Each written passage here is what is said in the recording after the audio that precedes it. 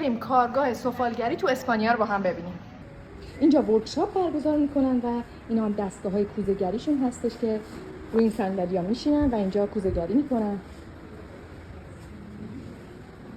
اینجا هم کارهایی که انجام شده، در واقع به تعداد 1 2 3 4 5 6 7 8 تا کوزه‌گری دارن که آدمای مختلفی بیان کوزه‌گری انجام بدن.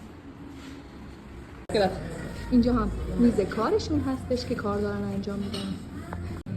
اینجا جاییه که سفالهاشون رو درست میکنن و همینطور اینور میزیه که سفالا رو درست میکنن، رنگ میکنن. اینجا هم دستگاهاشون هستش که من خیلی آشنایی ندارم. اینم یه حیاط کوچیکشونه.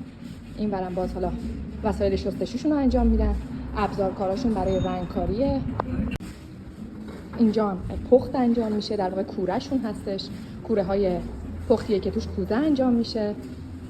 اینجا سفالایی که درست کردن و گذاشتن برای فروش و یه جورایی ویترینه که مردم میتونن بیان خرید کنن. اینجا هم صندوقدارشونه. این برام یه سری از وسایل تزیینیشون رو گذاشتن. همینطور چیزایی که درست کردن هنوز اینا روش نقاشی نشده و خام هستش. اینجا هم کارای آماده شون هستش. این هم تابلوشون هستش که هم برای فروشه، هم برای ساخته، هم برای تولیده.